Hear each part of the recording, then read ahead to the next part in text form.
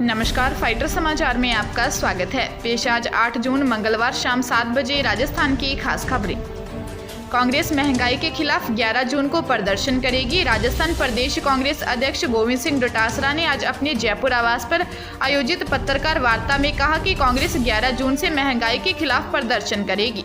कांग्रेस के कार्यकर्ता वर्चुअल और जमीनी प्रदर्शन करेंगे। इस संबंध में AICC के दिशा निर्देश जारी हो चुके हैं। श्री डोटासरा ने बताया कि जिला कांग्रेस कमेटी स्तर पर राजनीति बनाई जाएगी, जिसमें कांग्रेस के जनप्रतिनिधि भाग लेंगे और कोरोना गाइडलाइन के अनुसार पेट्रोल पंपों के सामने पेट्रोल डीजल की बढ़ती कीमतों के खिलाफ प्रदर्शन करेंगे।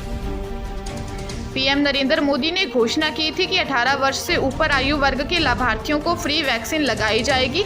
इसके बाद अब प्रदेश में चिकित्सा विभाग ने वैक्सीनेशन कार्यक्रम को गति देने के लिए घोषणा करते हुए कहा है कि युवा वर्ग को 45+ श्रेणी की वैक्सीन लगाई जा सकेगी और इसे लेकर प्रदेश के सभी CMHO को निर्देश जारी किए जा चुके हैं। चिकित्सा सचिव सिद्धार्थ महाजन ने इसे लेकर एक निर्देश भी जारी किया है, जिसके तहत जिलों में उपलब्ध वैक्सीन के हिसाब से वैक्सीनेशन कार्यक्रम को आगे बढ़ाया जा सकेगा। इसके तहत नागौर, बूंदी, झुंझुनू, अलवर, अजमेर, जयपुर प्रथम, कोटा, सीकर और चित्तौड़गढ़ के स्टॉक में रखी वैक्सीन में से तकरीबन 75% का उपयोग 18+ आयु वर्ग में हो सकेगा, जबकि जोधपुर, राजसमंद, हनुमानगढ़, बीकानेर, जयपुर द्वितीय, गंगानगर, भीलवाड़ा, बाड़मेर, बारां, करौली, पाली, धौलपुर, झालावाड़, बांसवाड़ा और चूरू के वैक्सीन स्टॉक में से 50% का उपयोग 18+ आयु वर्ग में हो सकेगा। हरियाणा के कुरुक्षेत्र के गांव जुरासी कला में घरेलू कलह के चलते युवक ने अपने पिता की दरांती से गला रेतकर हत्या कर दी।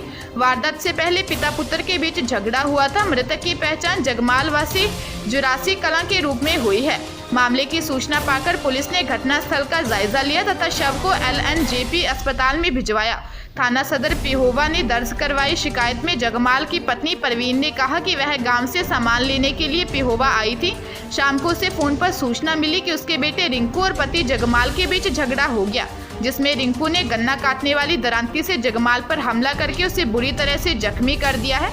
रिंकू ने उसकी गर्दन पर, सिर पर कई वार किए, जिससे उसकी मौत हो गई। घटना के बाद रिंकू फरार हो गया था, जिसे पुलिस ने पकड़ लिया है। केंद्रीय स्वास्थ्य मंत्रालय ने अपनी नई गाइडलाइन में विदेश यात्रा पर जाने वालों के लिए पहली खुराक के 28 दिन के बाद कभी भी कोविशील्ड की दूसरी डोज लेने की अनुमति दी गई है। वैसे कोविशील्ड के लिए केंद्र सरकार ने पहली डोज और दूसरी डोज के बीच 12 से 16 हफ्ते का अंतराल रखा है।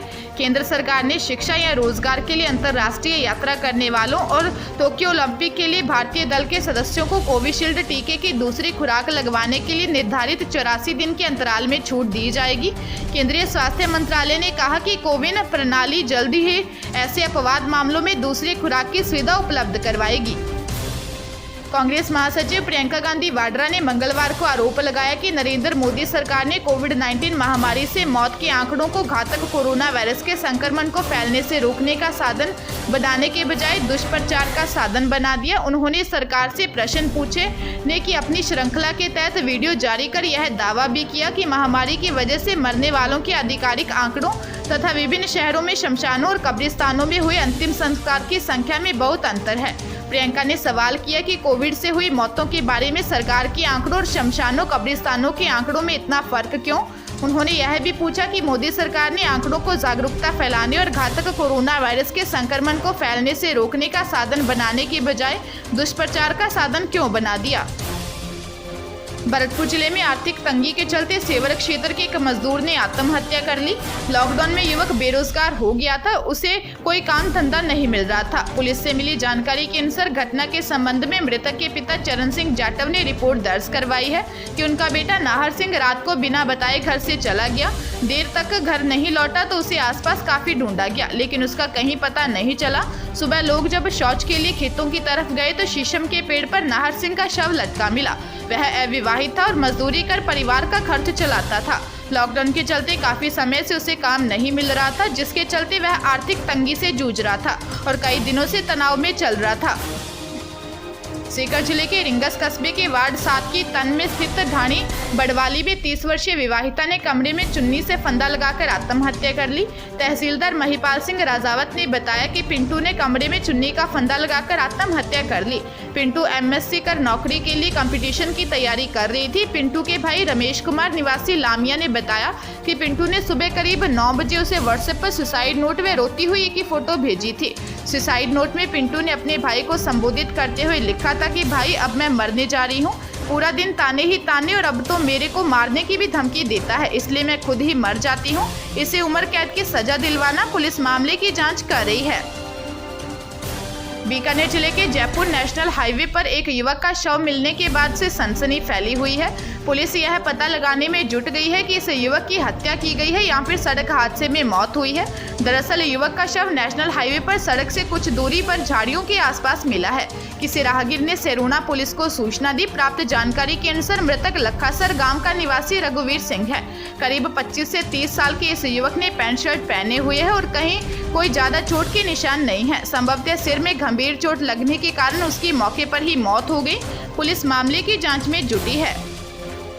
बारन जिले के कोतवाली थाना क्षेत्र के लॉज में एक युवक ने सल्फास की गोलियों का सेवन कर आत्महत्या कर ली।